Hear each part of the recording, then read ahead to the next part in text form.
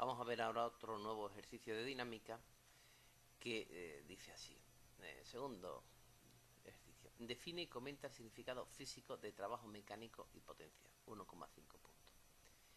Y luego la siguiente parte, que es la masa total de un ascensor con varias personas en su interior, es más o igual a 500 kilogramos. Supuesto que los rozamientos son despreciables, calcula la potencia que debe desarrollar el motor del ascensor para que éste suba con velocidad uniforme.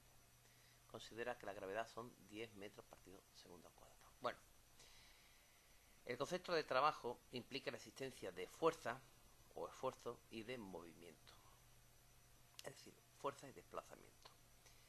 Es decir, siempre que se realiza un trabajo físico, debe existir una fuerza, que es quien lo realiza, y un desplazamiento del cuerpo sobre el que se aplica la fuerza. Fuerza sin desplazamiento o desplazamiento sin fuerza son situaciones en las que no se está realizando trabajo. Bien, nosotros hemos estudiado eso en teoría de una forma más concisa, que trabajo, diferencial trabajo es F por diferencial R. ¿Vale? Fuerza por desplazamiento, escalarmente, ¿vale? Entonces, para que el trabajo sea distinto de cero, exista trabajo, hacen falta tres cosas. Primero, que exista fuerza. Segundo, que exista desplazamiento. Y tercero, que la fuerza y el desplazamiento no sean perpendiculares, porque si nosotros recordamos, el diferencial trabajo elemental era F por diferencial R. Entonces, F por diferencial R. Para que haya trabajo hace falta que F sea distinta de cero, que diferencial R sea distinto de cero y que el producto escalar de ambos sea distinto de cero, es decir, que no sean perpendiculares. Luego, las tres condiciones para que exista trabajo son las siguientes: que exista fuerza, que exista desplazamiento y que fuerza y desplazamiento no sean perpendiculares. Bueno, porque su producto escalar entonces valdría cero. Bueno, pues el trabajo realizado por una fuerza sobre un cuerpo se emplea en incrementar la energía de dicho cuerpo, bien cinética, bien potencial, bien potencial elástica, etcétera.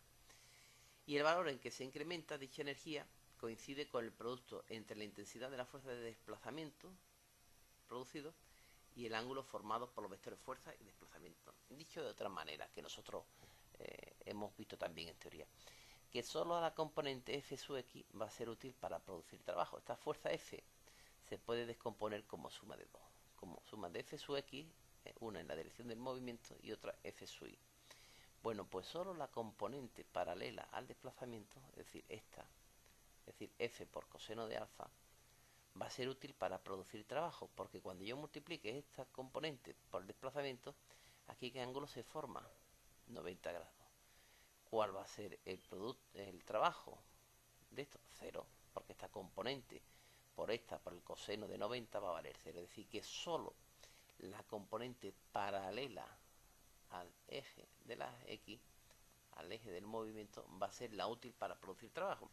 Y esto aquí se expresa de esta manera, que el trabajo, nosotros hemos usado el W del inglés, quizás sea más apropiado incluso usar el T para ser coherentes con nuestro propio idioma, sería F por S, que es el desplazamiento, por coseno de alfa. ¿Y cuáles son sus unidades en el sistema internacional? Bueno, pues las unidades del trabajo son los julios en el sistema internacional. Fuerza, que es Newton por espacio, metro, Newton por un metro es un julio. Bien, vamos a ver, ¿y qué es la potencia? Pues la potencia nos informa sobre la rapidez con que se produce un cambio de energía, o en nuestro caso, la rapidez con que se realiza un trabajo. Se define como el cociente del trabajo realizado y el tiempo empleado, T, y sus unidades son los vatios. Esta sería una potencia media, pero nosotros en teoría hemos definido la potencia instantánea como el diferencial trabajo partido por diferencial tiempo. Diferencial trabajo partido diferencial tiempo. ¿De acuerdo? Que sería la potencia instantánea. Esta es una potencia media. Las unidades del trabajo son los vatios, es decir, julio partido por segundo es un vatio. Bueno, y para que la velocidad sea uniforme, como me dicen en el enunciado del ejercicio, que el ascensor sube con velocidad uniforme, pues para que la velocidad sea uniforme hace falta que la fuerza hacia arriba que estamos ejerciendo sea igual a la fuerza hacia abajo, ¿vale? Puesto que me dice que el movimiento es uniforme. No, es decir, si es uniforme no hay aceleración, y si no hay aceleración es precisamente eso, que la velocidad es constante. Entonces, la fuerza que yo tengo que hacer hacia arriba sobre el ascensor coincide con el peso. Es la masa por la gravedad, 500 por 10, que son 5000 newton. ¿Y cuál será el valor de la potencia? Pues trabajo partido por quién, por tiempo. Y trabajo quién es, fuerza por desplazamiento partido por tiempo. Y si yo me fijo en esto, S partido por T, esa es la velocidad. Es decir, F por V. Luego la potencia es F por V. Además hemos visto en un ejercicio anterior y además demostrado que la potencia es F escalarmente por V.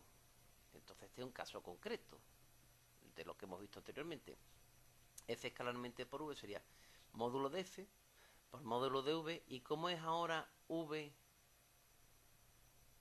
y F? Son paralelas. Es decir, que ¿qué ángulo forman? El ángulo que forman son 0 grados. Coseno de 0 grados es 1, es decir, que F por V.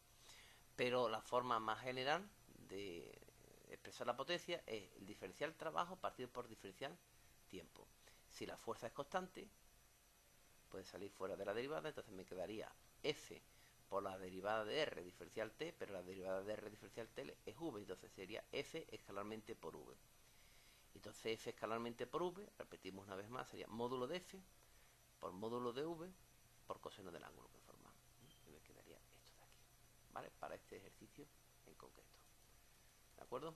Bueno, pues con esto quedaría finalizado la explicación de este ejercicio.